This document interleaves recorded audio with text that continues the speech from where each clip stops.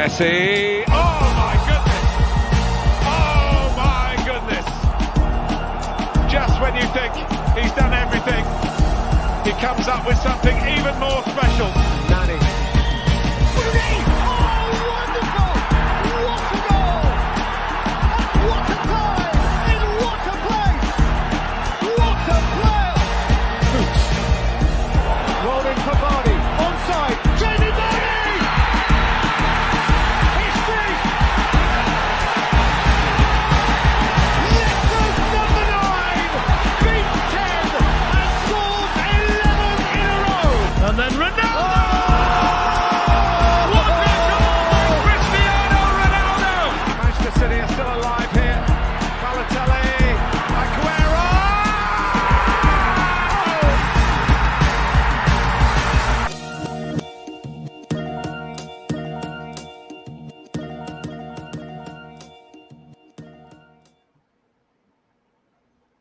Whoops. Guess I've stuffed that one up. Give me 2 seconds. There we go. There we go. Some rookie errors that we have at the very, very start. The boys told me how to do it, but I completely stuffed myself. How are you guys going? Welcome to the very first episode of Soccer Card Collective. If this is our rookie episode, this is the one that we should be collecting. What do you think? Definitely. We have me, myself, Daniel, otherwise known as Azzurro _cards on Instagram. We have Vincent, Cardhour, and Lukey down the bottom there, Master _sports cards. How are you guys going? Very well, Dan. You? Yeah, good, mate. Good. I'm excited. Very first episode. This could be something big, and what an episode we have today. We've created this on the, we've kind of lined it up on the first week of the EPL season, and we had a transfer market bombshell recently. So we're going to get into that shortly, but just to give everyone a little bit of a brief on what we're trying to produce here. We're obviously trying to produce a soccer card only show, so obviously focus on soccer cards. We're going to do a little bit of a talk about the game in general of the previous week, preview games, review previous games, talk about transfers, talk about the hobby in general, and some sneaky picks that we think are good. What do you reckon? Are you guys excited? Yes, sir. I'm game. Let's get into this. Let's get into it. So we're going to obviously get into what happened on the 8th of August, 2021, iconic day. Messi confirms that he is leaving Barcelona against his will, right? He wanted to stay, but unfortunately, due to La Liga's salary cap issue, which is obviously very different to what he wanted last year, he wanted to stay this year. And let's just say the financial mismanagement of Barcelona is just baffling, right? So just got a few things just to rattle off before I let you guys comment on it. La Liga's ratio that they want of wage bill compared to revenue is 70%. As it stands, they are at a whopping 150%, right? So incredible, right? Even when they take Messi's wage out of it, they still sit at 95%, right? So how they got themselves into this position, they've got the highest wage bill of any team in Europe, right? How they got themselves in this position is just baffling. And like I said, we could see this coming from La Liga's perspective. They gave them adequate warning, and they bottled it, and they've lost one of the greatest players to ever play. What do you think, Victor? I was about to say, is it really La Liga's issue, or is it bad management of Barcelona? I think it's the second one. I mean, Messi earns like 1.3 million a week. Then you have Griezmann with 880,000. I mean, it just keeps on adding, and it's just bad management, to be honest. And because of that, they just lost the best player, or one of the best players in history, because of something stupid like that. It's not that he wants to leave, or the club wants to get rid of him. It's just because of bad management, they just lost him. and yeah, it's heartbreaking. I never thought he would leave the years before, and even wasn't sure if this was another try for Barcelona to push La Liga to change certain things. But apparently, it's ongoing, and as long as Fabrizio Romano doesn't say "here we go," I'm still not convinced it's actually going to happen. But at this point, when he gave that conference and he was crying, and pictures of him embracing these other guys, and it looks like it's actually going to happen. So it's insane that we are still witnessing this, to be honest, because I've never thought that he would leave Barcelona. That's what I was going to say as well. It seemed like it's gone too far to not be real now. Like when you saw the conference and stuff like that, it sort of hit me. I was like, oh, like this is actually happening. But much like you, Vincent, I think we shared the same thing actually during the week. Possibly, something how it seemed like it was a bit of a ploy by Barcelona to push push the league to increase their wage cap, which was interesting. Like it's sort of, to me, it seemed a lot like the Super League thing. Everyone jumped in to try to get more money out of it because we know what the game's like these days. It's about money. And it sort of seemed like a similar situation. Like you're going to lose the best player in the league, your main revenue maker, your main revenue earner for the league as well, because of your cap. So yeah, I don't know. It's what it seemed like to me. But now it seems like it's pretty real. It's also not only losing him. It's like merchandise, ticket sales, TV rights, TV revenue. It's not only one player that leaves. It's basically the entire league crumbling down. It almost feels like that. That's what I mean. Yeah, it's crazy. It's such a big, like, a player of his stature, and his global pool that he has in terms of marketing and stuff like that. It's a huge loss to the league. That's why I like, if you're going to use any player against the league to try and push something like that, like a wage cap increase, it's going to be him. But then again, like on the opposite side, what sort of look of integrity would the league have if they just changed it to like to suit one player and one team? But it's not just one. It's not just any player, you know. It's like I know the player. Is this one player bigger than the whole league? Yeah, I would say yes, but because for Barcelona, it's also like they used Messi to attract other players. Like who doesn't want to play next to Messi? But now they lost that leverage as well. So of course, it's still a huge name in the world, but still, like having Barcelona and Messi, it's like it's heartbreaking. I read as well.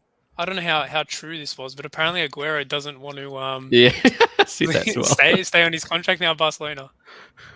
Oh, really? Is that right? He doesn't want to stay. I don't know how true that was. I read it on Facebook, so sometimes you can get some misinformation there and a few funny memes. That's why I like it, to be honest. Yeah, I saw that as well. I can see that. I can see that for true, man. I mean, he literally went to Barcelona just to play next to his friend. Like it's more than a friend too. Like he the godfather of his son or something, or his child. Yeah. So it goes much deeper than just like playing next to him. And I also read that there was a clause included in his contract that if Messi would end up leaving somehow, that he had the right to leave as well, something like that.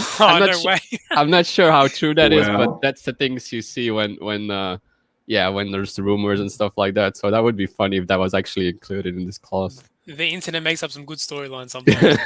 Yeah, that's for sure. Speaking of storylines, we're hearing only one team that he's been linked to, and when it's generally one team that's all we hear about, it for me it just seems like it's an inevitability. They've hired out the Eiffel Tower. We obviously know who we're talking about. We're talking about PSG. I just can't believe it. I can't believe that they're putting together the team that they are. But what do you guys think? Messi to PSG playing in that star-studded lineup? Well, to be honest, for PSG, I like their business that they'd already done over this summer window.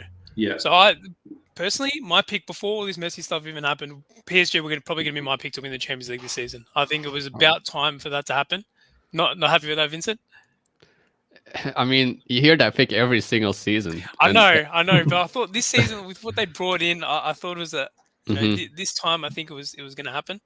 Let's go through it. We've got Wijnaldum. Sorry, mate. Wijnaldum, Danilo Pereira, Hakimi, Sergio Ramos, Donnarumma, and now Messi, potentially. That's huge.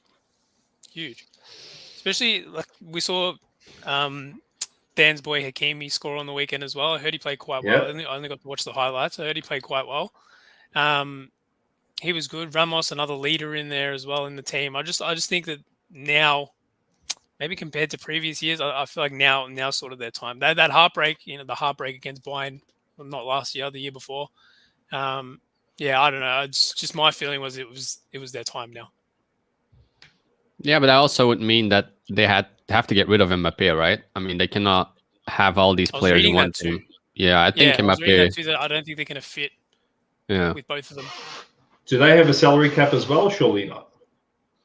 I'm not sure, to be honest. Was it because of fair play? I think. Yeah, financial fair play. I think that was the case. Yeah.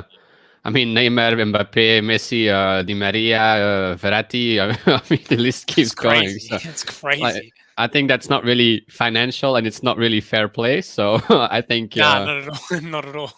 But then Creative again, accounting. That's what that is. Definitely. Yeah, playing FIFA Ultimate Team. That's more like it. But who would Mbappe go to? Like, I don't know. As well, like where does someone like him go? I mean, if I was Mbappe, I wouldn't want to play for Real Madrid at this moment in time. I mean, what they really have? They lost Ramos, and I mean, how are they gonna play with players like Asensio? He's had a pretty decent Olympics, but still, like, I don't know. And we've got Japan Sports Card Collecting. Yes, we are live and streaming. There's a few people in the chat actually. Yeah, there is a few Ziggy's people. in there. Yep. Yeah, Yeah, Ziggy there's a knows few in there. people in. Thanks Ziggy's everyone in. for joining in. Thanks for the support. It's now a Farmers League, La Liga. Yeah, it's now Farmers League. And you know what? On this point, right, we see the top teams in like La Liga, etc. Right? So let's put them to a side for the time being. Let's look at Ligue 1, which is not the best league in the world, right? There's one team really, and you're looking at the German league, which is similar, right? A little bit closer, but obviously, Bayern Munich is the one. I feel like for whatever reason, the gap between the Premier League and everyone else in terms of a league, with Messi going and Hakimi leaving and Lukaku leaving as well, etc., I feel like the gap has widened dramatically to the point where I think this is absolutely terrible for world football. And I'm very interested to hear your thought. Vincent, go for it.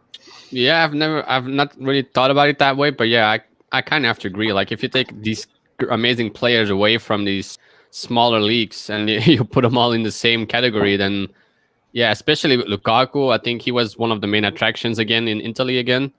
And he made it more attractive because, I mean, Inter had a great season, and now you take him out. I'm not sure what's going to happen to Martinez. I'm sure Inter doesn't want to sell him. Now they lost Lukaku, so I'm not sure what's going to happen there. But as you said, I think the gap only widens. And I hate to say it, but it confirms what everyone is saying, that Premier League is the league to be. I was happy that all these players went to different places because it takes away from, there's only one league.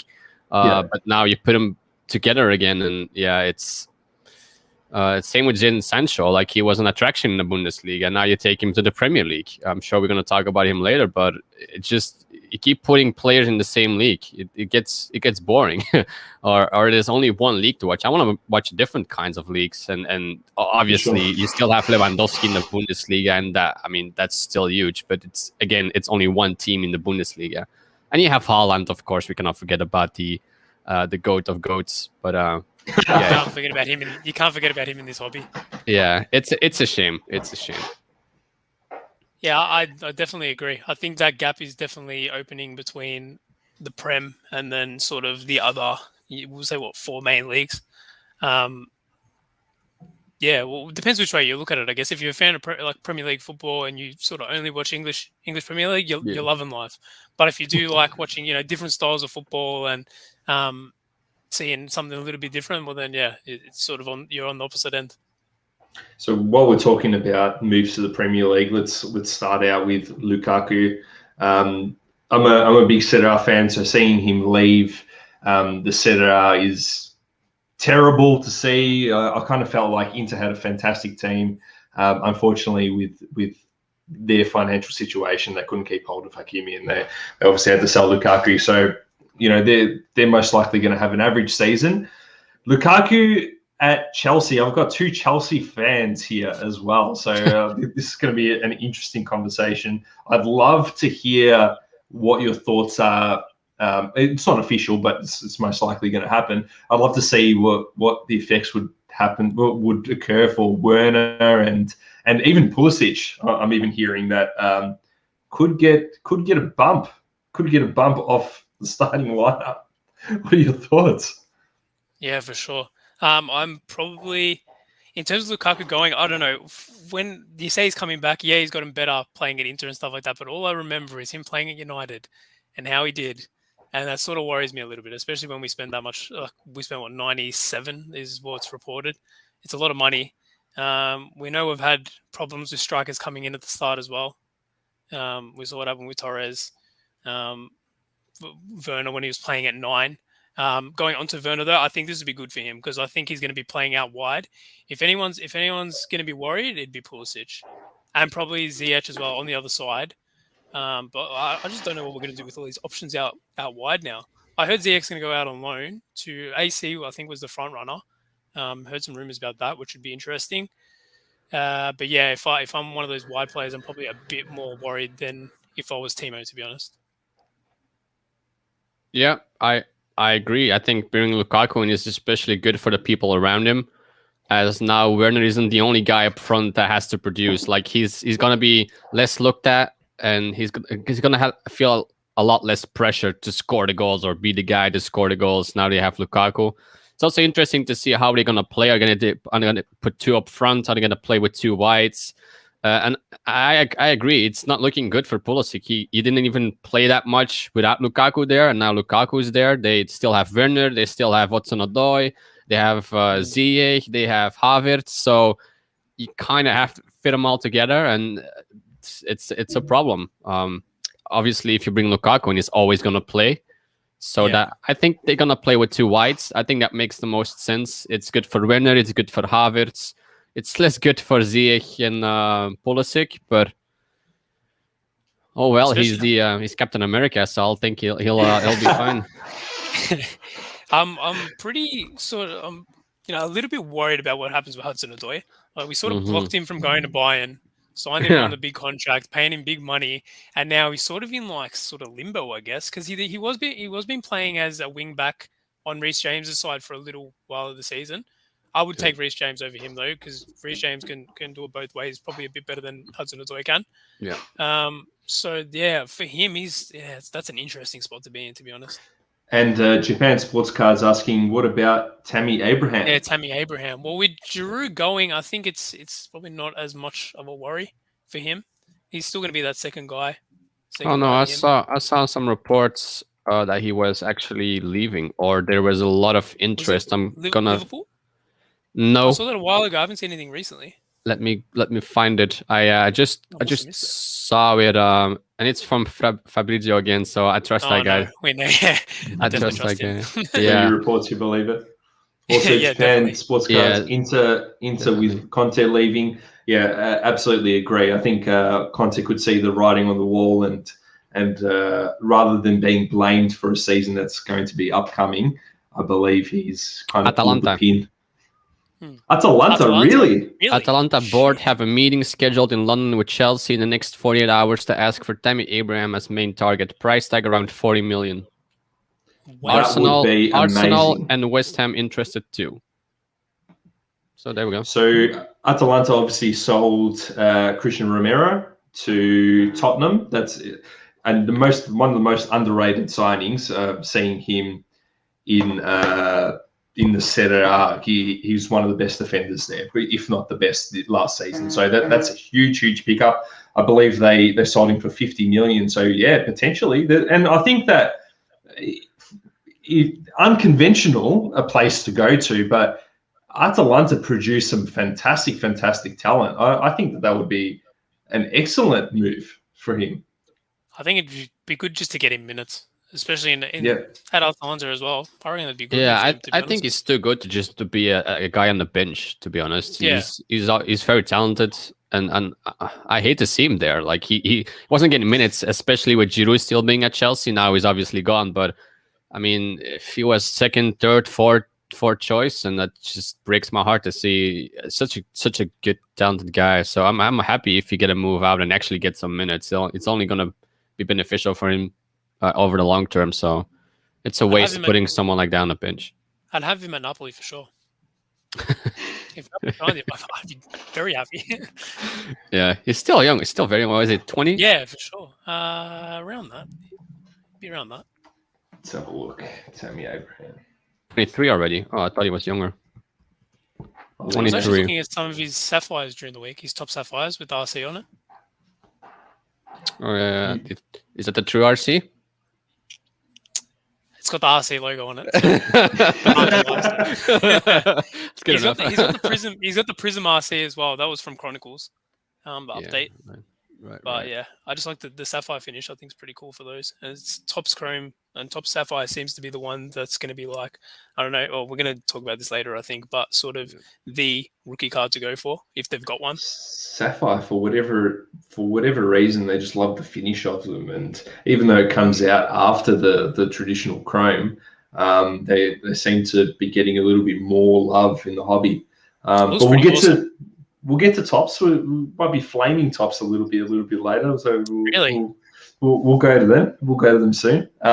We've got a few more transfers to go through. Grealish to Manchester City. What are our thoughts? Record signing, huge, and in a team that is absolutely stacked this season. We're talking about PSG before. This is a team not to be sneezed at. I would never pay that much for him, man. He's obviously good, but I mean, how much was it? 115, something like that. I believe so. Yeah, 115. 115. Fuck, I thought it was 100. No, I mean, in today's market, if you pay like 80 for Maguire, then I mean, sure, pay 115 for Grealish. sounds like a steal. But yeah, I don't know. I mean, he obviously fits in this city team because I mean they're moving forward and stuff like that. But you have Foden in there. You still have was it Mahrez on the right? I mean, you always have to fit them all together or try to fit them all together. So I think if you play him from the left, then you put Sterling on the opposite side of his favorite side, which is the left. If you play Foden up top, you're not really playing with a true 9.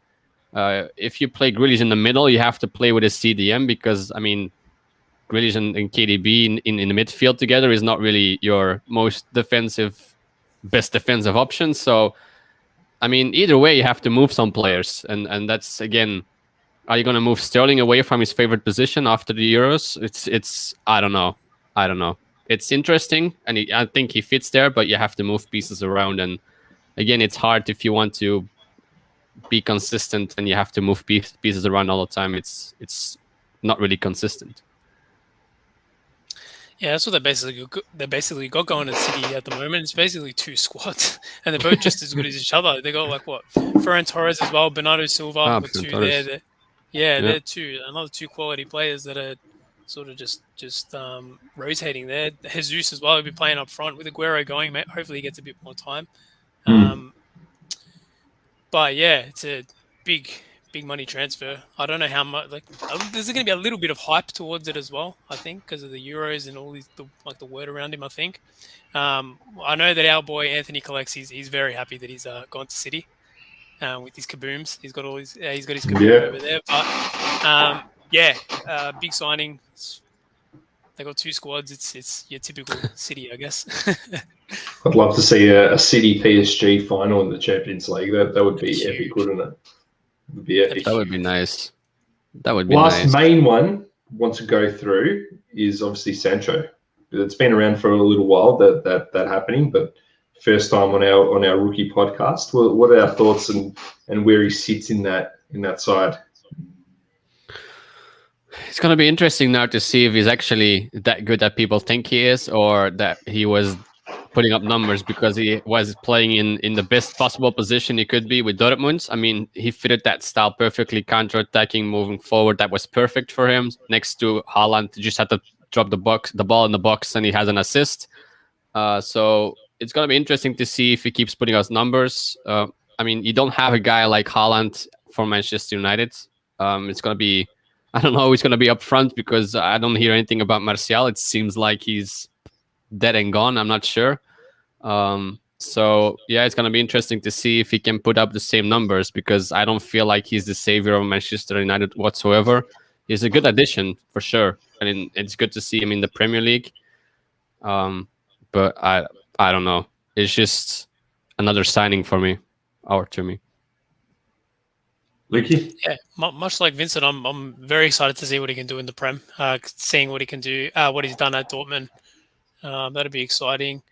But again, with United, like Martial seems to be a bit of an afterthought at the moment. Is Cavani really going to lead your line at his age? Maybe Cavani a few years ago, yes, definitely he's going to lead your line. He's going to do very well. But these days, I don't know. United are typically known for destroying a few players. So I really hope that doesn't happen, to be honest. I really hope not. But I guess we'll see how it plays out. Yeah, Are there Oh, sorry. Go for it. No, go for it. No, I was just about to say, I hope he proves me wrong though, because looking at his numbers, like what he had, like 20 goals and 20 assists in a season. That's even more than Kevin De Bruyne had, I think. The one before last, yeah. Yeah. So I mean, he had like the most score involvements apart from Messi in the top 5 yeah, European something leagues ridiculous. Yeah, it's crazy. So I hope he does well at Manchester United. Yeah.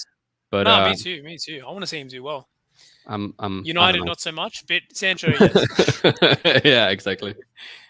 Dom reckons he's going to win the league. He's a United fan. Yeah, I see that. We'll give our tips. We'll give our tips for the league. Don't you worry about that. But we'll see. I don't think Sancho is the piece that's going to get him over the line. In all honesty.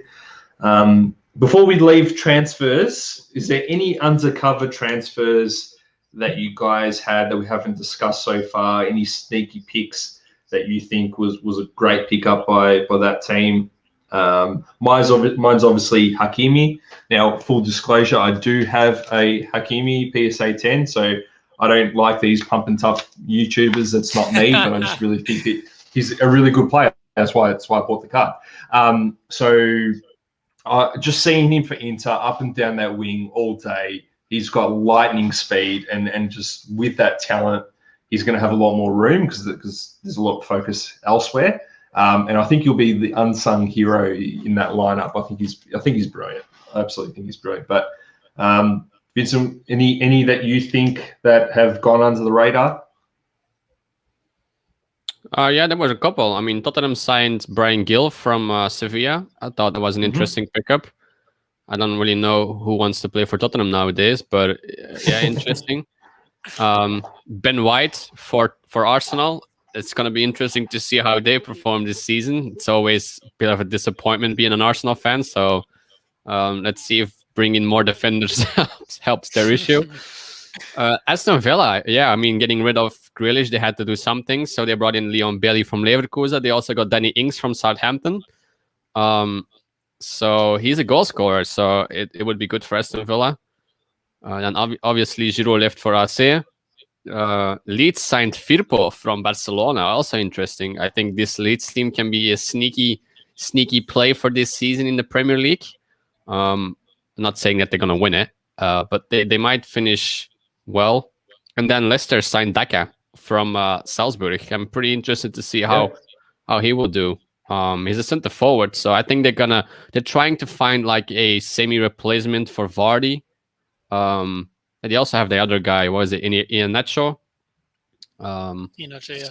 Yeah, so I think he's a younger addition for both of them. So again, interesting to see how he does. Salzburg has some great players. That guy ex-Salzburg. So these were the main ones for me. There's obviously plenty more, and it's probably also the one that I found interesting. Going back to that Messi thing, was Benitez signing as a new coach for Everton. Ancelotti brought in James Rodriguez, or because of Ancelotti, James Rodriguez came to Everton, and now he left. And I think it's a bit of the same situation with Aguero. Like he went there for Messi, and now Messi leaves. It's so funny, but yeah, interesting to see how Benitez is going to do there. Yeah, That Luke, was me. any undercovers? I got one to add. Billy Gilmore going on loan to Norwich. Norwich. Yeah. Just a good young player. When he got time under Lampard, he performed quite well at the Euros. I think he played one game at the Euros, and he was, I'm pretty sure, he was man of the match as well. Yeah, he was unplayable. So yeah, he's definitely one to watch. Yeah, that's the only one I got. I think Vincent gave a good wrap up there of all the rest of them. You know, hearing you guys speak about the transfers, and we're talking about a lot of transfers to these mid-table English teams, it just scares me what type of league this Premier League is going to be. It's going to be a lot of fun to watch. It's like we said, it's going to take away from a lot of the other leagues, unfortunately. But Premier League's going to be the one. Premier League's going to be great this season. It's going to be a great season. Even though Prism's going to be really good this season. Yeah, even like the mid-table battle and those Europa League spots, even hotly contested, I think. Aguero to Barcelona, does he have anything left? Well, if he ends up That's what playing for Barcelona. He ends up at Barcelona. Yeah. He might not. He might With not all at his all. injury troubles, though, yeah, who knows if he ends up getting there. Again, bad for Griezmann. Griezmann needs some kind of Giroud type of player, not like Benzema or not like Aguero. So again, not really good for Griezmann, I would say. If he ends up going there, he needs like a tall player that can hold on to the ball. Yeah, exactly. He needs that type of player. He can hold on to the ball. Imagine that. Tammy Abraham to Barcelona. That'd be wild. That would be wild. I would love to see that. Aguero's out for 10 weeks. He's out for 10 weeks with a calf injury, apparently. And if that's the case, I don't see any other team picking him up. If that's calf injury. No. He didn't even play. So is that playing Fortnite or FIFA or something? I don't know. I'll bring up this week's matches in the Premier League. We'll just focus on the top ones. A very big match, Man United versus Leeds. Can I get your picks for that? Oof. It's going to be interesting. I reckon United 2-1. It's the first game of the season. No, It's so hard to pick. Yeah. With Leeds, you never know. I'm going to say 2-2. 2-2. And we'll go down. Chelsea Crystal Palace. Me. I'll pick a 1-1 for that one. Chelsea. 5-0. I was about to say 5-0. I'm asking the wrong people. Yeah, I reckon. 3-1. I'm going to go 2-0. I'm going to go 2-1. A bit more conservative. Yeah, I'm going for 2-0. 2-0? Yeah. Leicester Wolves. I reckon that's going to be a quality game. Yeah. Draw 2-2. Oh. 2-0 Leicester. 2-0 Leicester, you reckon? I don't rate this Wolves team whatsoever. I think they're going to have a dreadful season. 15, 16. Yeah, no, I don't. No, I don't. No, I don't see it. I don't see it. And we'll go straight down to the very bottom. Spurs Man City. That'll be a quality game. What's going to happen? It's going to happen to Kane. Yes, very interesting. We haven't talked about that. He's going to sit on the City bench, I heard. Still signed, but he's going to sit on the City bench. He's partying in south of France, isn't he? Isn't that what he's doing? Or in Greece somewhere? That's what he's doing this season. With Harry Maguire. If we're there together. Yeah. The heart is gone from Wolves. Yeah, I feel exact same. Saucy collectibles. I feel it's just they brought in so many different players from so many different leagues. They all have to be Portuguese. It's like it's mandatory. Yeah, the fighting spirit, the true heart of Wolves is gone. That's why I don't rate them whatsoever anymore. But Spurs Man City, can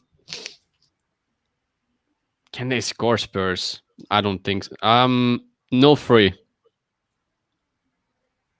3-0? Yeah, 0-3 because obviously Spurs is at home. Yeah, City. I think City can trash them in the first. But they lost the Community Shield, right, to Leicester? Yeah. Yeah, they did. Let's change it to 2-0. 2-0 City. Off the goal. Luigi? What did I say? 3-1. Oh, you said one already. 3-1. I think there's going to be goals this weekend across the leagues. Across all the fixtures, I reckon there's going to be goals. Everton, Southampton. What an interesting one. Burnley, Brighton. If you want to fall asleep, if you have a hard time sleeping, just put on Burnley, Brighton, and you sleep like never before. For Brighton, I want to watch for Brighton this season is Lamptey on a right back. Right back, left back? Right. Right, I think. Right, yeah, right. He's injured. Lamptey? He's not fit to start the season. But Doma was actually doing his drafts while we were on live last night for his fantasy draft. And I told him to pick up Lamptey, I reckon. But yeah, sorry, Doma, he's actually going to be out for the first few games, unfortunately. Oh, no, he's not fit. We killed him. Sorry, he's going to play 3 at the back now. Yeah. His back. His defense was crazy as well. He's playing 5 at the back. He picked up Timo with his second pick, just for a laugh. So since we just started, yeah, there we go. Since we're just starting this season, I'd love to get your picks of the top 6 for this season. This is obviously the picks of. Sorry, this is the ladder for last season. So it was Man City, Man United, Liverpool, Chelsea, Leicester, West Ham, Tottenham, and at number 8, Arsenal. Is this changing at all given the transfers that have happened? Are we going to see Chelsea go up to win it? If I'm asking you guys potentially, what are the thoughts? I normally never go with Chelsea because I'm a Chelsea fan. I always use them when I'm against them. But I have to say, if they actually bring in Lukaku and some pieces around him click, like Havertz was coming together at the end of the last season, Werner's still having issues. Even during the Euros, it's like, yeah, Germany is going to have a hard time scoring. It just lacks confidence. He lacks everything. But now I think Lukaku, if they actually bring Lukaku, that's going to be huge for Werner. So I hate to say it, but yeah, I can see Chelsea win it. It's just because also I'm a Chelsea fan. I'm just going to use him this season. So for me, it's going to be Chelsea, City, Man U, Liverpool, Leicester, and Arsenal. Tottenham completely out of it. I love it. Yeah. I don't know. Tottenham, it's just a mess. It's no. I mean, they lost 12 games last season. 12. Yeah. The fact that they were about to sign Gattuso as coach says a lot. In all honesty, Tottenham were about to sign him. He was actually there. He was there, ready to sign, and I believe there was a massive uproar amongst the fans, and that's what cancelled the move. In all honesty, he was ready to sign. That tells you how desperate they are, man. No, Wait, what cancelled? I think you dropped out. I don't know if I dropped out or you dropped out there for a sec. Can you hear me now? Yeah, I can hear you now. I think you cut out a bit. Yeah. So basically, fan uproar caused that move not to happen. Okay. That stopped that move happening. Otherwise, it would have gone through. He would have signed. Just imagine gets with that. That would have been hilarious. I would have loved it. Oh my god! I'll pull up see if I pull up a YouTube video about his Greek press conference. I don't know if you guys have seen it. It's amazing. Right. I'll pull it up later. We might have to put the explicit sign on the podcast though if I put it up. Luke, can I get your top 6, please? Yeah, I reckon it's going to be City. I reckon City win it. Oh, this is where it gets tough. I think City win it again this season. I think they're just too strong. You know, like I was saying before with the 2 squads. I think City have got it. Then after that, I reckon it's fairly open. I think Liverpool are going to have a better season with Van Dijk coming back. But again, that front 3 still pretty dangerous. But again, I don't know. I'm going to say Chelsea 2nd, biased. United 3rd. Liverpool 4th. Leicester, and then I'm going to say Arsenal. I reckon Arsenal's going to improve a little bit this season. I want to hear about this. What's the catalyst of that comment? I think White coming in defense is good. I think Aubameyang is going to have a better season. He can't really do much worse than he did last season. Yeah. He wasn't great at all. I think Pepe as well, I think is going to have another good season. Saka. Yeah. Saka as well, he's going to be important too. I think Arsenal are going to improve, and I think they're going to take 6th. All right, my picks. Martinelli, yeah, very good. Martinelli. Yeah, Martinelli we as well, haven't yeah. seen much of him at all. Well, he was on the team Big sheet. promise. I didn't watch much at the Olympics. I saw he was on the team sheet for Brazil though. Did he play much? No idea. He Let did. me take a Not look. sure. So he said, we still have So Xhaka, Xhaka, we're not going Wianko anywhere. staying in eighth. Global Well, Sports Card Investors in here as well. Legend. How you doing? g'day, mate. Wow. Got a few people in here. Ziggy's taking notes. Good man. Good man. Love it. Thank you. I'm going to give my 6. I've got Man City, Chelsea, United, Liverpool. Again, I've got Leicester. I've got a little bit more faith in Tottenham. So I'll have them there as well. I think Romero's a great player. They still have some. I think they might have enough to kind of snag 6 there. If Kane goes, we'll do you change your tone a little bit? I'm probably assuming that they'll replace him somewhat, but obviously, if he goes and they don't replace him at all, then probably. But I've got to see enough from maybe Leeds. I'm very, very impressed with them. We saw That's Calvin probably Phillips did at the Euros from midfield. absolutely. Bamford as well absolutely. can score a goal, as we've seen in the Prem. Martinelli didn't play. He was on the sheet, play? but I cannot find anything of him playing. So Yeah. Interesting. Fair enough. All right, so we're going to go into the next segment, and we haven't named this, so we're just going to call it Hobby Talk after the great men of double coverage. The boys. The boys. I wouldn't mind talking about Topps Champions League, right? And maybe a little bit about all these transfers that have happened to say, what is the product to be collecting, right? So let's talk about Champions League and the oversaturation, if you want to use my words and my thoughts about what Topps have done with this product.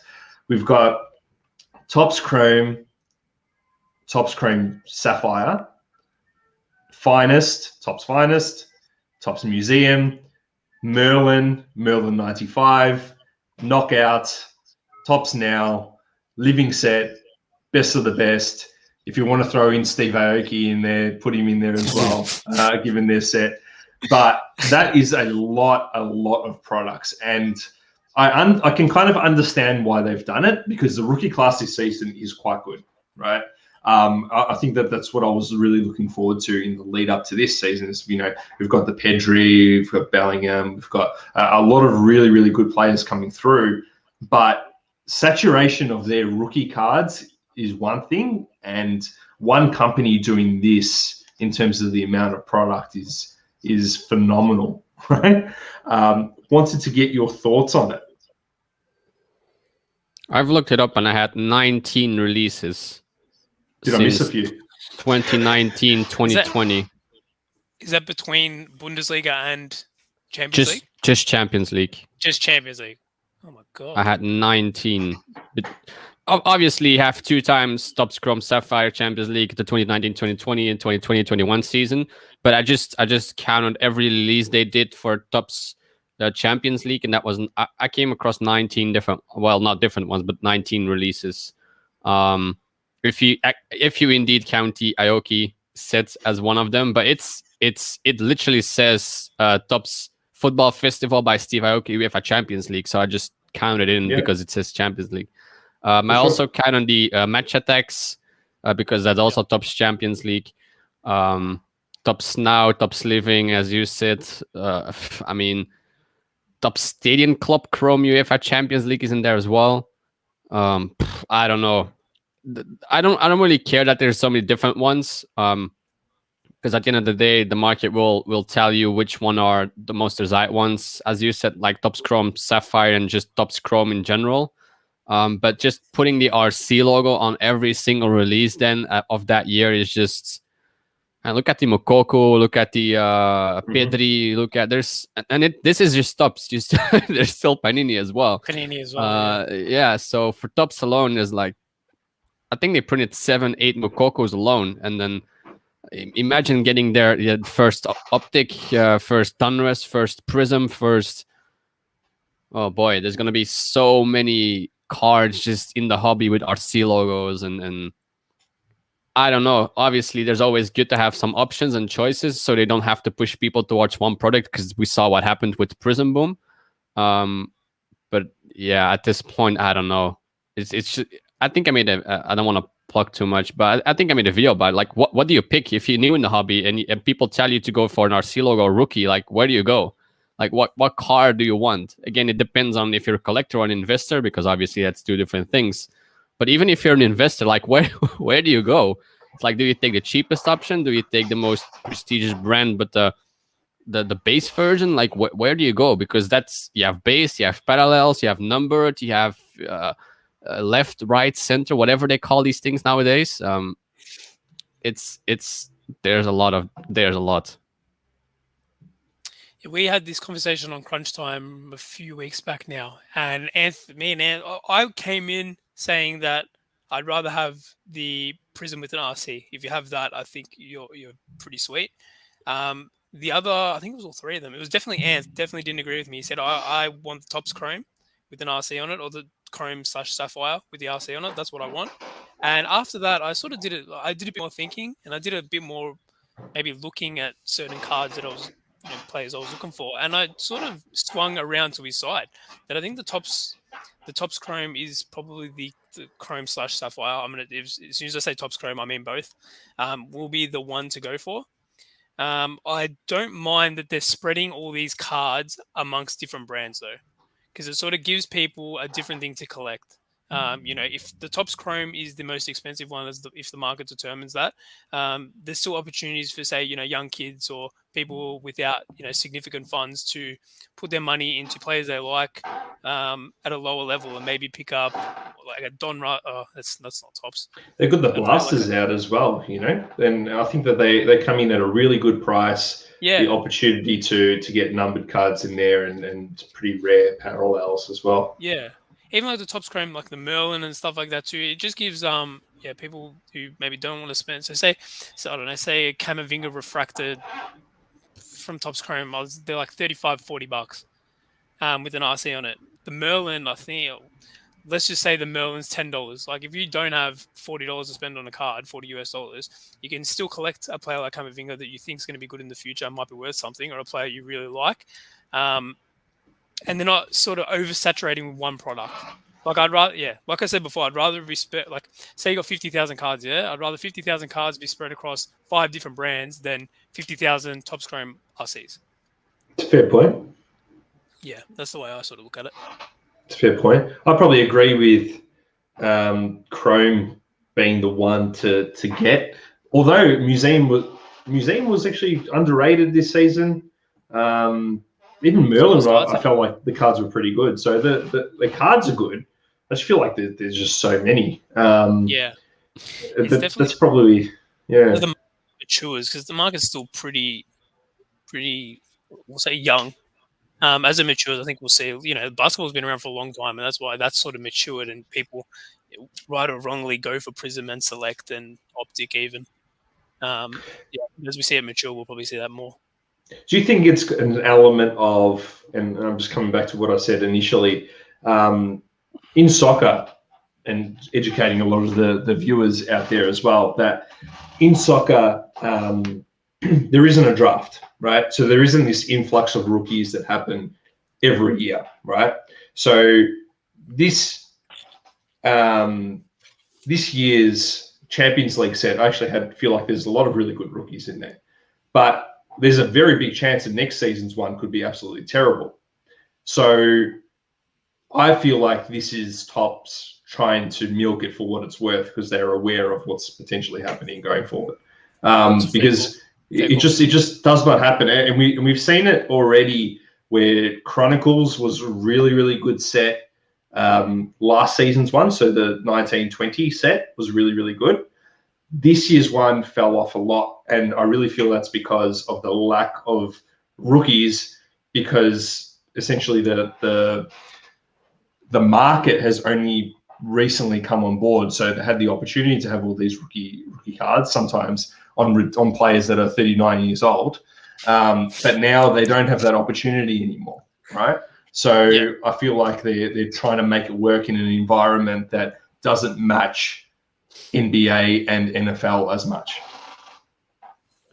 Well, to correct you on one thing you said, there's actually a draft in soccer. The MLS has a draft system. Okay, yeah, you're right.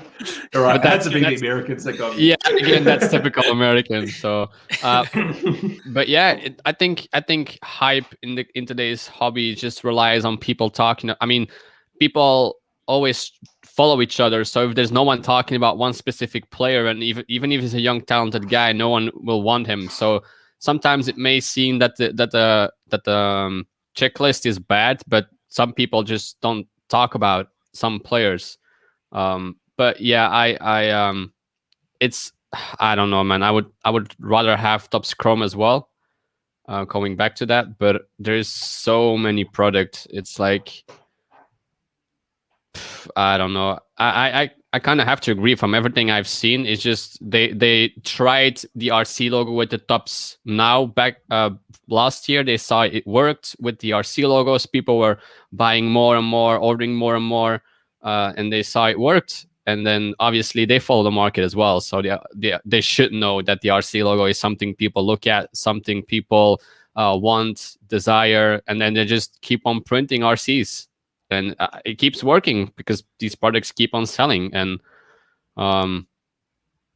yeah, I mean, the drop off in box price is significant too, because I think I looked it up, and the 2019 Top Chrome Sapphire Champions League hobby box was 1,750, and I think this year's was only 400 or 500. So box prices came down significantly. That as well, but yeah, in a market that, I mean, it's crazy. I was just gonna say, is it because we haven't seen a rookie like a Haaland break out yet?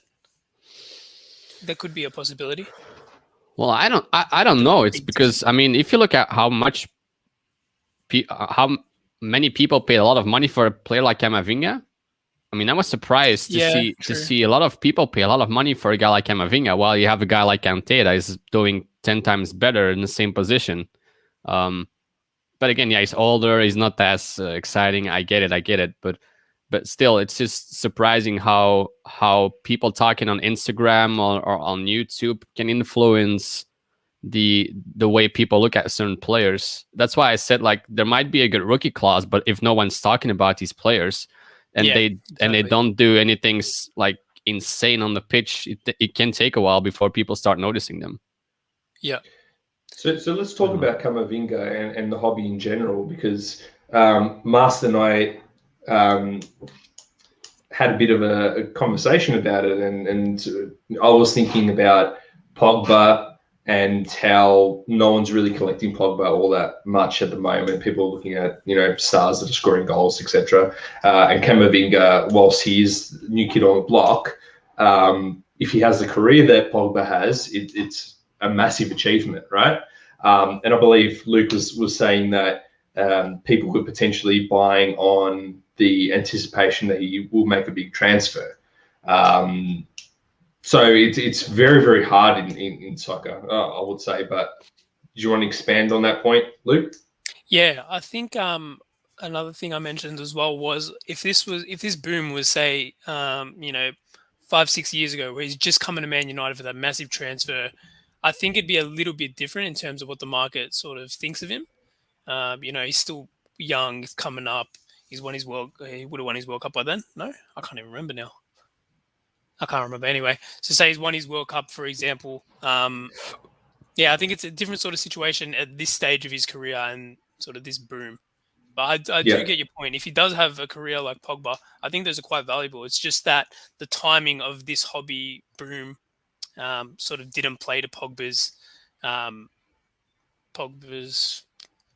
guess what's the word? Didn't play in Pogba's favour, for example. It's almost like a player like Camavinga is a flip type player, whereas people are viewing a Haaland as a long-term prospect. Is that a feeling? Could be, yeah, definitely. Where it's at the end of the day, we look at players on what their team achieves too. Yeah, like Haaland can score all these goals each season, but if he's on a team that's not winning, is he still worth something? I think Dortmund was fifth, or did they end at like anyway third? Oh no, I fifth? mean going forward. I don't mean this season especially. Yeah, I mean, sure. Yeah. It's an interesting question. Is a player worth something if your team stops or doesn't win anything? Like, let's look at Kane. I don't know. Is Kane worth a lot in the hobby? I don't think so. I got some first prisms and I got them very cheap, and it wasn't that long ago either. So I don't know. I would say no, unless they break some kind of records. Like, I can see Haaland not winning a Euro, not winning a World Cup. He probably will win 1, 2, maybe 3 Champions Leagues. I don't know. He might not even win a Ballon d'Or. It looks like he would win 1, maybe, if everything falls in place. But he can become leading goal scorer for a career rise. Like, he can surpass great players without winning great award or achieve great awards, or whatever you want to say it. Like, he can score the most goals in history too.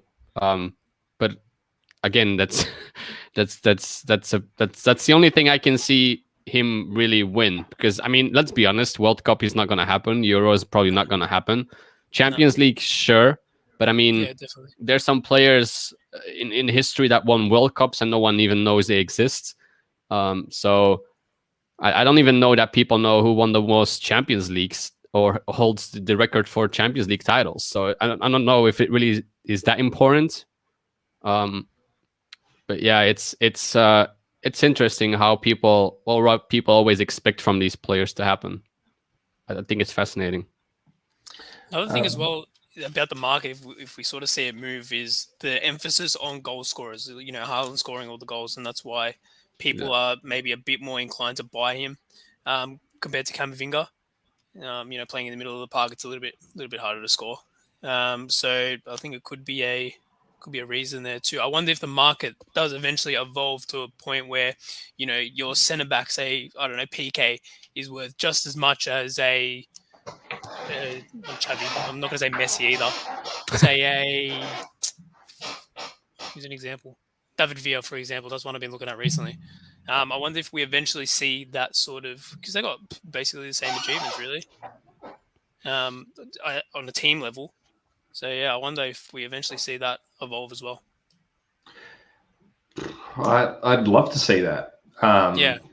But it's just so tough to see that happening. You know, I'd love to see my favorite players like the Cannavaros and Maldinis, you know, that get the love that they deserve. Cannavaro won a Ballon d'Or, for God's sake. You know, that's incredible stuff. He should be. And I was having a look at his nobility on Cardhour the other day. I was this close to bidding, but I kind of let it go. What was it worth? What did it go for? It went for $200 US. $200 US on Cardhour. Very cheap, in my opinion. I reckon that's cheap too. Yeah. I think that's a sneaky play, but I'll leave that to the end. You've seen his immaculate with Pildor, yeah? Jewel Auto. I've seen that. Yeah, I've seen that. I've seen a few of those on auction recently. I think they're out of 25, aren't they?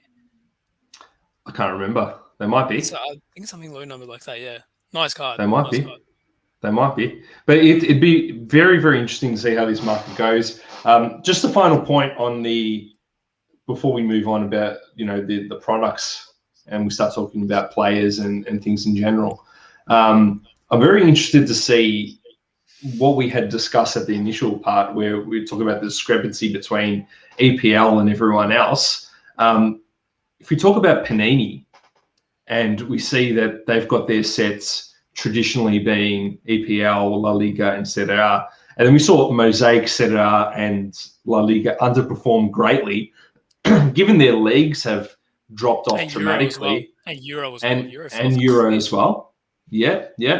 I'm just wondering whether Topps in soccer is going to have like reign supreme in some respects, given that they have Champions League and the ability to get the best teams across the world, which obviously Panini doesn't have the ability to unless they go to a major tournament. Yeah, I mean, it's hard to imagine that first Prism is going to hold, right? I mean, it was good for a little while, but the more Yeah. people that come in from different places, they don't understand why first Prism is such a thing. If it's like a fifth, sixth year of a player's career, so in that regard, I can see tops becoming more valuable for sure. But yeah, I still don't understand the first year Prism hype anyway. So maybe that's just me. Yeah. But yeah, I can see tops be the main guy in for certain players. And to be honest, I love Tops Chrome. I think 2017 Tops Chrome is a thing of beauty. Sorry, I sort of missed the question a little bit there because I was reading the chat. Can you repeat it? No, you're right. I was talking about how Yeah. how Tops has the best teams in the world, right, across multiple leagues because they have the Champions League, right? Champions And League, that's what it's supposed to be. Now they've obviously got Messi now, right? Which is huge. Exclusive right to Messi, essentially, if we ignore the World Cup next year, which is going to be an incredible product, which I'm sure we're going to talk about in future podcasts.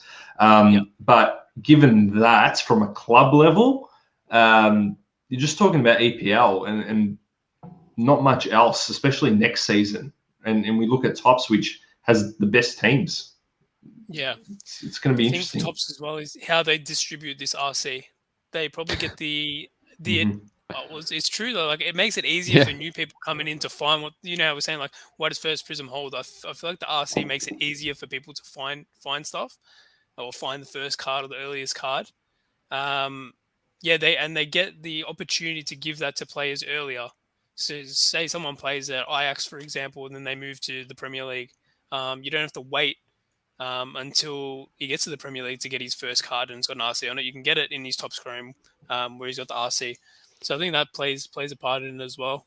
Tops is in a very good position for soccer, I feel. Yeah, because they also have the qualifiers, right? So it's they have an opportunity to be like very on top of it. Even Europa League too.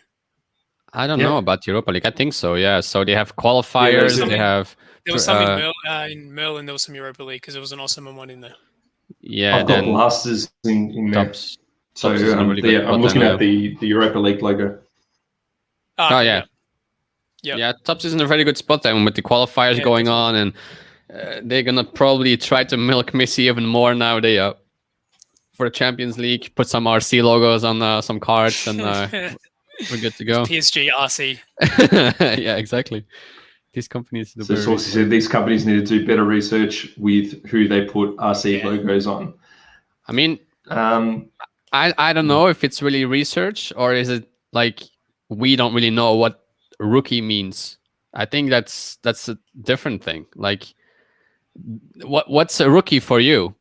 That's the question. Is it every card of the first season, or is it just the first official licensed card? So that's a completely different thing. So yeah, I don't know. To answer, I don't know if that was rhetorical, or for me, it's like say the first flagship card, for example. Oh, not always. I think it depends what card it is. There you go. I'll just change my answer on the spot there. Yeah, I was gonna say I feel like it'd be like the first Tops Chrome with if it has an RC, like that's probably the one to go to. I'll sort of change. You know what I found very interesting. I found very interesting in these Tops releases, particularly the new Merlin that's come out. They're putting players that have never played in the first team in those sets. I saw and I'm telling you now, if I don't know who this Juventus player is, there is something wrong because I follow that team dramatically, right? Yeah. And they have a player with an auto RC logo who I'm telling you, if he's played, he would have played 5 minutes. I'm telling you that, right? And they've got him as an auto, and I've seen him come out so many times. And there are a lot of players that are in these teams, second division teams, in the Primavera or the second youth team.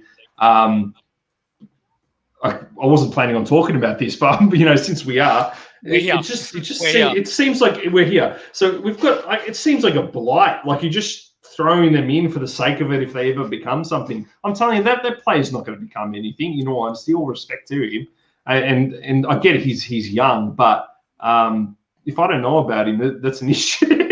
Anyway, but they're just throwing everyone in now. It's a bit of a joke. Like they've got no strategy. I feel I feel like there's got to be a bit of a structure. There's got to be a certain amount of minutes for the first team. You can't just throw everybody in there. That's my opinion, anyway.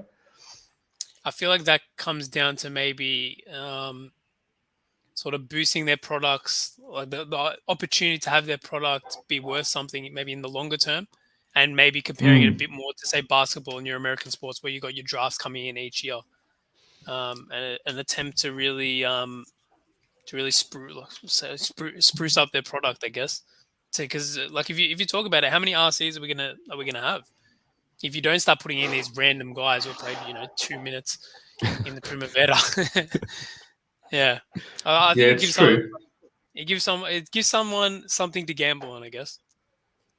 And the excitement of pulling an RC, I feel.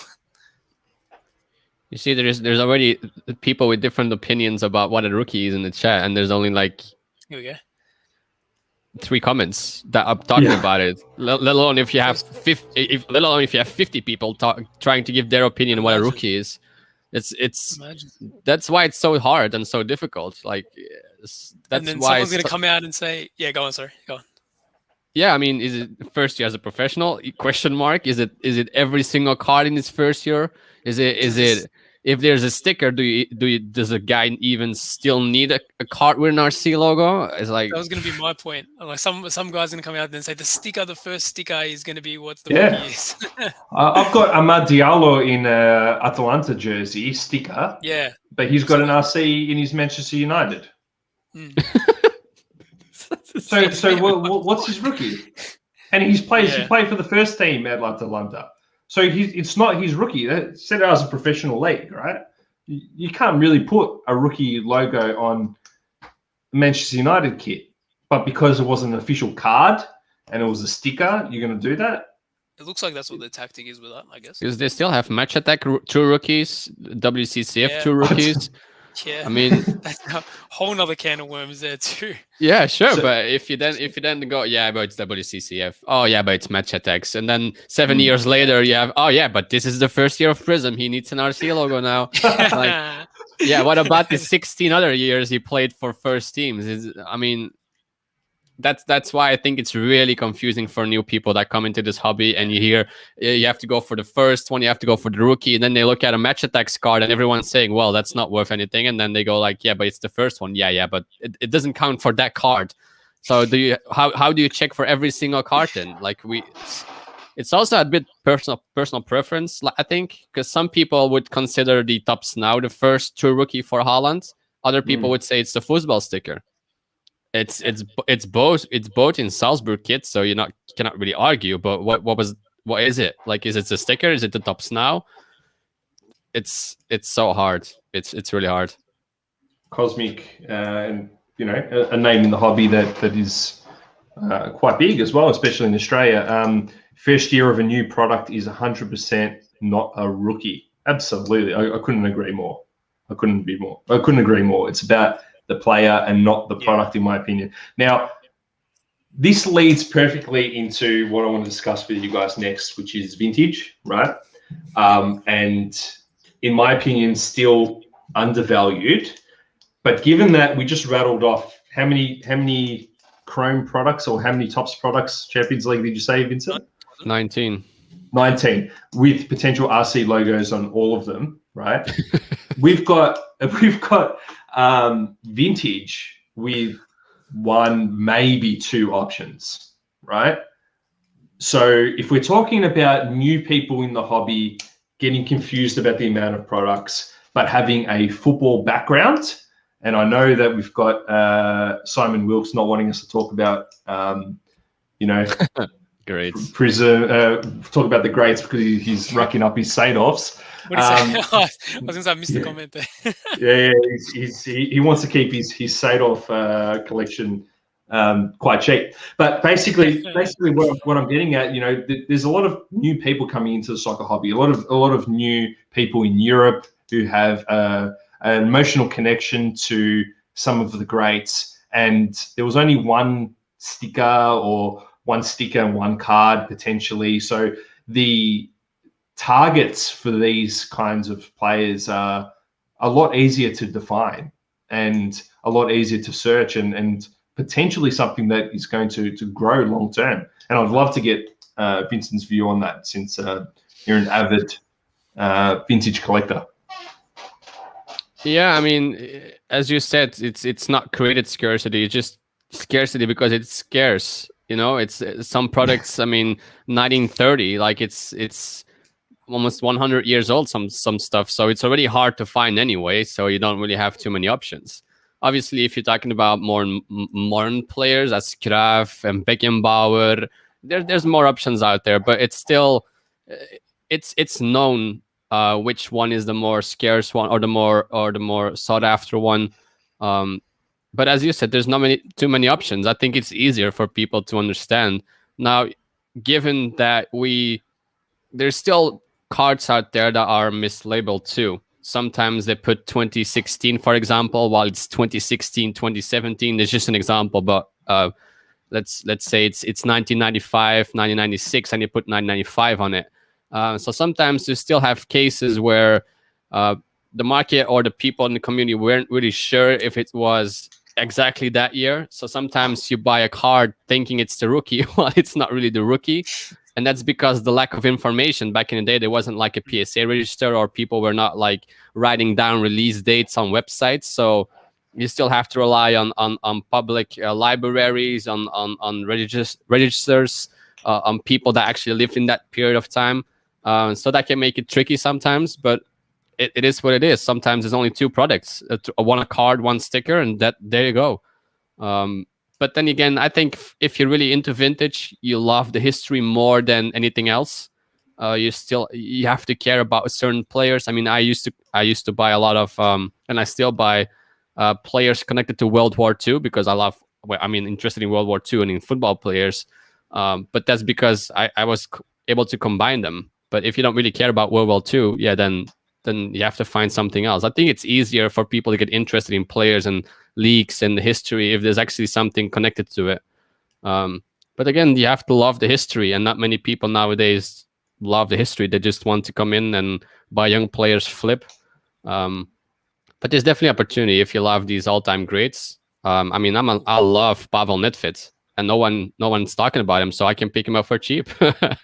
So Ballon d'Or winner as well. Yeah, again, a great player. At his time at Juventus, I loved him seeing there. You have amazing players throughout history who are pretty cheap, and that's because no one's talking about them. But if you love the history and you love football, then there's still great opportunities. Will they ever become worth anything? I don't know. Maybe if the market matures, and maybe in 50 years' time, people all of a sudden are spending thousands on Pavel Nedved. Chances are it's probably not going to happen. But I guess people buying Cruyff cards back 20, 30 years ago didn't expect to sell these for $20,000 either. So it again depends if you buy them for your collection and all of a sudden your collection becomes worth anything, then that's good for you. But I don't think you should buy vintage as a flip. But again, everyone does his own. I mean, I'm not gonna sit here and say what you can and cannot do, but I feel like the people that buy into vintage, they really care. They really care about what they have and what they buy, and they really look at it as a collecting piece, not just something like, yeah, I'm gonna sell it again in 1 year's time. That's what I've been picking up from the vintage community, at least. So it's interesting, very interesting. I think even you look at vintage and the way that the cards were actually made and how difficult it is to get a high grade if you're going to grade these cards. So you're potentially, you're hardly, if you get a decent grade, even if you get an 8, you're not up against many. You're talking about a population count that is significantly lower than the greats that respected cards over at basketball. Even if you consider 90s and early thousands as vintage, people weren't handling the cards as well. I don't think they were made as well either, especially when soccer's involved. Particularly with stickers, they're poorly managed. So getting a decent grade in those is a huge thing. Yeah, that's the thing with vintage too. Oh, sorry, man. I was going to say, one's a quick one. I was going to say, I think what part of the world they come from as well plays a part too. Like there's stuff from South America, even like Neymar stuff from like 2009, 2008, he's like rookie stuff. Some of those, they're very hard to find any of them, let alone one that's good quality and up to grade. Yeah, a lot of these smaller countries like Belgium. That's why a Lukaku rookie is so hard to find, because one, it's a small country, and two, we collect him in albums. Like we put him in album. We don't care about top loads and sleeves, and people buy them, put them in albums, and they collect the album. That's it, and that's what you see nowadays a lot too. Like as soon as the vintage market started to boom, or the modern market and the vintage market followed, a lot of these people picked their or removed these stickers out of the albums, and then they sold the damaged ones. Now, even if you have a damaged sticker and you have a PSA 2 or 3, that can be the different. Like having it raw can be $50. Having a PSA 2 can be worth $2,000. So even a PSA 2 or 3, like you're talking about PSA 8s, like just having a 2 or 3 sometimes is enough to get a huge increase in price.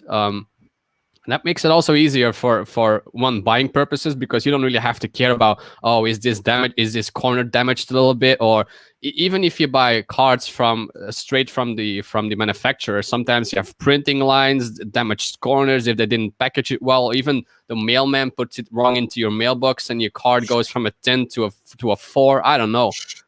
You don't really have to care about all of that with vintage. Like the card will be damaged, so the sticker, there will be damage on it. So it's that makes it easier too for new people. They don't really have to look at corners and edges and surface. Like as long as the card isn't like in half or something, or that is not half missing, then you you're good. Sometimes having the card is more important than the condition in it, because some of them are so hard to find. Even finding them is like a miracle. So if the condition is then authentic or 1 or 2, that's all you need, man. That's it. Spot on. Oh, I like the chat soon. Chuck a Louis Vuitton logo on it, and it goes up around 3,000% actually. It's and I've even seen here what's going on at the moment. I can't believe that this is actually true. 2015 tops Zlatan with Manchester United rookie logo. There you go. This, incredible things happen. Incredible things happen. But it has an RC logo. Yeah, that's the one to buy. What counts. Apparently that's the one. Just joking. It's not the one to buy. Lost to rookies. True rookie. Yeah, well, don't get me started on the lost rookie. At least, people weren't happy with that, but also I felt like that was a bit of a piss take on itself. Like they were kind of making a joke. So you got to take it for what it is. The only thing you just need to worry about is that there's a lot of newcomers into the hobby, which can be easily fooled. So I think that might be the issue. I have a question for you guys. Did you guys buy the Steve Aoki releases, or open it, or look at it, or? No, I haven't. But if you want, I can actually bring up on the screen. Let's have a look. I'm pretty curious. You can get a live reaction to it right now. Yeah. He's even got his own autographs in this, which I think is a there's a card from himself in there, right? That's a hit. That's a hit right there. Yeah, I mean, seriously, I've seen him a fair bit on Whatnot and the like. He's very much into the hobby. Saucy, that's enough. Stop talking, Saucy. That's enough. Did you see the video of him and his name Jeff, Sports Card Investor? Is that his name? No, Jeff? I haven't. Yeah, Jeff. There's a video of them on stage together. Yeah. So, yeah, it's interesting. It's interesting. The friends you make in the hobby, huh? Yeah. Well, if you have enough money, you can go to these after parties. Do you reckon Jeff ever pictured himself being on stage with Steve Aoki? I'd probably say, I wouldn't if I was him. That's awesome, though. Yeah, there you go. Sure. $176. Yes, that's for the box. I think it came out about 30 pounds or something like that, around that mark. These are what they look like. Aoki's rookie. Tiesto rookie. Yeah. I see people buy Jay-Z rookies and Justin Bieber rookies as well. That's interesting I'm too. actually, this is off topic. I'm a big one on they should bring out a rap release each year, like Panini Okay. or Why something not? like that. That'd be sick. I reckon a lot of people would get into that, to be honest. There we go. That's another Pedri there. Does it have an RC on it? Pedro It's got rookie. an RC on it. Oh my god! Here we go. That's a better photo Is of it it. auto? Oh yeah, I can see the RC. What's that? I'll bring Phil that up. Foden. Okay. Here we go. There's the RC. Jesus Christ. Festival edition. Phil Foden out of 99 on bids. No one's bid on it yet. The Lionel Messi. Dom knows what's up in the chat. That's yesterday. I'm not gonna lie, these look pretty good. They do look alright, They don't do they? look Got alright. Arena. Here we go. Here This we is go. the one you want. That's what you want. This is the one. 282 Australian, 0 bids. I don't know what I've done here. Hold on a second. I've pulled up the. What? I've pulled up eBay's back end. I'm trying to. Try to hack eBay live on stream. Yeah, it looks like it. Looks like it. There's De Bruyne there. They actually don't look too bad. 150 pound. Okay, that's a very nice auto. Card house. 1 of 25. 25. Tom said, Matt, I make an offer live of $5? I bet you. That's generous too. No, I'm joking. I'm just joking. Is that a Pulisic? There's your Pulisic. That's Pulisic. 2 of 5. He's trying to get. This is in Australian dollars. Sorry, guys. Wow. That's all right. 1,400 for it.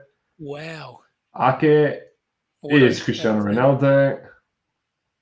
I mean, obviously, he knows that eye appeal is huge. So these cards, Yeah. I think they look amazing. They do. They do. That's Pogba. There's a Van Dijk auto. They got full Pogba there. 0 points to award. Gravenberch. Gravenberch, there he is. Did you say Phil? I actually want to go up there. Phil Pogba. Nice. This is avid collector. You know what? I'm going to put a bid on at 1 cent. See what happens. Let's go. Live bid. Phil Pogba. See what happens. That's just the base. I don't want base crap. Yeah, cool. So I mean, I only want numbered cards. I don't know. Long term, do you think that a card like this would have anything? Like, they look great, but they look very match attacky. I'm gonna match attacks start to look very good. Same with Adrenaline XL. They are removing these big ass numbers. Oh, can I say? Never mind. It already happened. They're moving these. They're moving the numbers smaller and more in the corner. I can see in the next couple of maybe a year that they put the numbers on the back.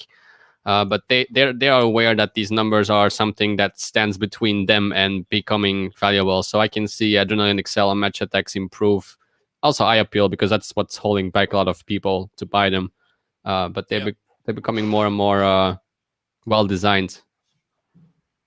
But can they? Steve Aoki? I don't know, man.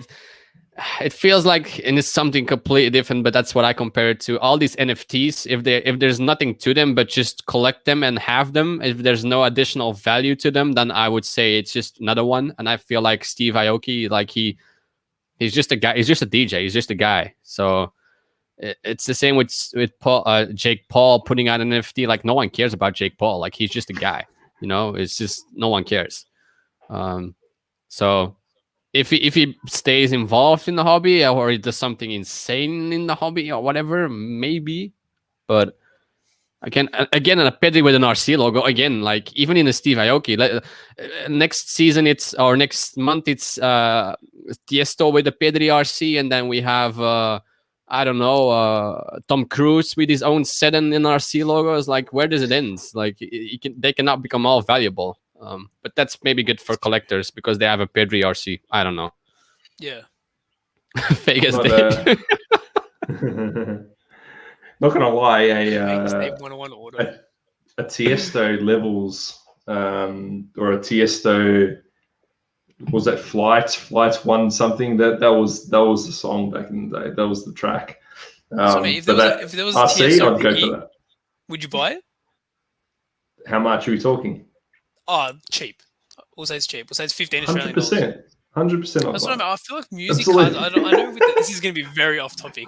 But music cards, I reckon it's something that they should do. I don't know. That's not a But again, bad with play all the either. labels and stuff, I guess it'd be hard. But yeah. Queen Elizabeth do a patch out. Well, we've seen the ScoMo 1-of-1 patch auto. No, mate. Vince is not going to know who Give us ScoMo that is. on that. No. Now that Champions League Chrome Merlin are moving to retail, there's not too much to separate match attacks or journaling. It's true. Apart from the game of it, yeah. I do get what you mean though. Do you know anyone who plays the game? I don't. Cool. No. So I think we're almost ready to wrap it up. So before we do, every week we should have a bit of a commentary on what we're picking up at the moment, what we're looking at. So I'll start with you, Vincent. What are you looking at the moment in your hobby? I just ordered the 2021-2022 Champions League Adrenal XL binder and cards and stuff to just see what it looks like. As I said, they're really trying to remove the numbers or at least make it more appeal, or make it nicer. The design is becoming better. The card quality is becoming better. There's a big improvement from last year's set and this year's set, so I pre-ordered it, or I ordered it. I'm waiting for it. I hope it arrives this week. That's something I've been picking up. Still game tickets, so I'm not really card related. I'm just watching the market right now as we have so many different releases coming. It's sometimes hard to make buys. I just want to see where the market is going, where the market is at. Also, some countries open up again, then they close again, so people are stuck back home. People then have again money to spend on something else, then whatever, going to the cinema, whatever the case may be. So I'm just looking at the market at the moment. I'm not really making huge buys or something like that. I still keep looking at vintage, obviously, and I pick up wherever I can. But apart from that, there's not much I do in the modern space. Lukey? That's fair. For me, I was buying Euro Mosaic stuff, big lots of singles, some numbered stuff. Okay. And I mentioned this on Crunchline, but I'll mention it again because I like the play, to be honest. Stuff where in Topps Chrome, it doesn't have an RC, but in Euro Mosaic, it does. So there's a few players where I've sort of worked that out. So Baku from Wolfsburg, RC Euro Mosaic, no RC in Topps Chrome. Olmo as well, Euro Mosaic, there's an RC. Topps Chrome Bundesliga doesn't have one. There was one more as well. I'm not going to butcher his name. Leipzig, Austrian, Hungarian, sorry. I'm not going to butcher his name. He's asking you to help him out, Vincent. Yeah, I think you need to help me. Zaboslai. Yeah. I'm not even Dominic, go there. Dominic I tried Zaboslai. it once. Yeah. I'm not going there again. It's funny. It's off topic. My boss at work's Hungarian, yeah, and he always talks about him, and I just call him the Hungarian guy because I'm not even going to try to say his name. As him as well. RC in Euro Mosaic and in Topps Chrome, there's no RC there. He did have a Topps Crystal last season though, so I don't know if that was maybe why. He also has a happened. sticker too in the football and release. A sticker as well, yeah. That was sort of, but yeah, I think me and you talked about it, Vincent, actually, how the RC is something that people look for, and it just makes it easier to find a first or early card. Yeah. So I thought that was maybe something interesting, and they're three players that I like as well. So I like seeing them play, and I want to see where they can sort of end up. And yeah, that's what I'm going to give for today. How about you, Dan? I've honestly been selling a little bit. So I sold my my Grealish rookie, sold that on the transfer for a nice amount. Sold a few Mbappe's as well. So I feel like the market's gone to a point where it's a good selling opportunity. But what I have been looking at is Nobility, the 2017 Nobility set. I picked up the Del Piero on-card auto, and there's a lot of on-card autos on that. And yeah, I feel like I don't really, in all honesty, I don't really rate legend stickers, autos, right? Like, I don't really think that is as significant because I don't know, they're just signing him like crazy, and it's not really a rookie. But the fact that it's a on card, and the feeling I got when I received that Del Piero, knowing that he actually grabbed that card and signed it. I don't know what it was. It's stupid. It's dumb, but there's a history. He's the reason why I supported Juventus back in the day, and I grew up watching him. So the feeling holding that card in my hand and looking at it is unlike any card I've ever had in my life. You'll have to bash me and rob me to get rid of that card. So, and to be honest, I don't think I would have that same feeling if it was just a sticker auto. I don't know what it is. It was incredible, an incredible feeling. I saw Pele's got on-card auto there. Maradona has an on-card auto there. And a lot of the greats, like I saw Cardhour, like I said, there's some brilliant players there.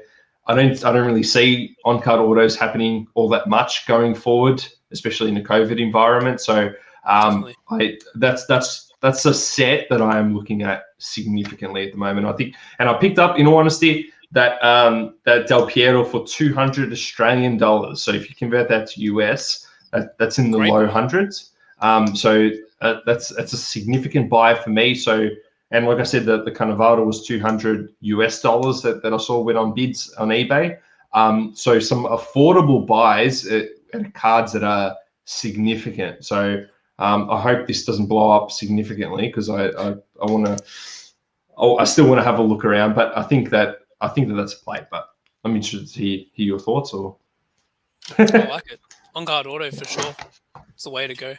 I do get what you mean though. Like just the thought of like the player held the card, took the time to sign it as well. I get, to be honest, I feel the same. I know the market probably doesn't feel like sort of view it the same, but I feel the same about patches, especially match worn ones.